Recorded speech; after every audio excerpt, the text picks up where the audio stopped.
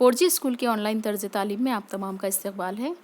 5वीं जमात उर्दू बाल भारती, सबक नंबर 3 गंगा। आइए इस सबक के सवाल जवाब हल करते हैं। इस नज़म को सुनने के लिए हमारे चैनल 4G स्कूल को सब्सक्राइब कीजिए और 5वीं जमात की प्लेलिस्ट में से आप उसे देख सकते हैं। नज़म की मदद से खाना पूरी कीजिए। और पर्वतों से उतरी पहलू बदल बदल कर, एक राह में बनाए 100 आबशार गंगा।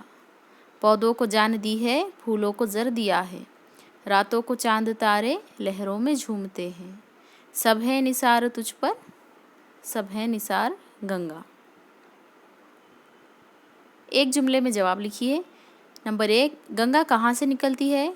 जवाब, गंगा गंगोत्री से निकलती है। सवाल नंबर 2 है, गंगा पर्वतों से कैसे उतरती है? गंगा पर्वतों से पहलू बदल बदल कर उतरती है। सवाल नंबर 3, गंगा के रास्ते में आने पर पत्थरों का क्या अंजाम होता है?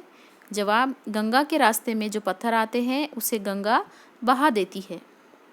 सवाल नंबर 4, आबशार कैसे बनते हैं?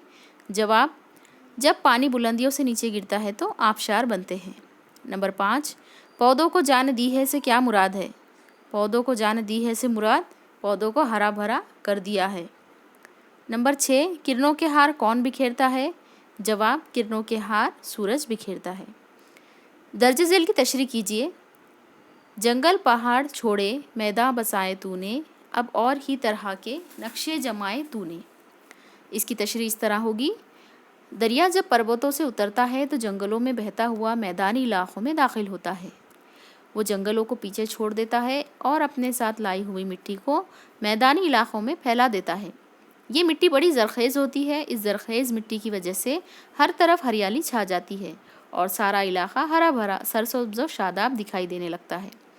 गर्ज ये कि दरिया ही इसी तरह के नक्शे जमाता है और मैदानी इलाके में इंसानी बस्तियों से आबाद होता जाता है। अगले सबक की वीडियो और इसके सवाल जवाब हासिल करने के लिए हमारे चैनल 4G स्कूल को सब्सक्राइब कीजिए। बेल आइकन को प्रेस करना ना भूलें। इस तरह से हम जो भी वीडियो अपलोड करेंगे वो आप तक बराह रास्त पहुँचेगी। हमारे साथ बने रहिए और अपनी तालीम जारी रखिए।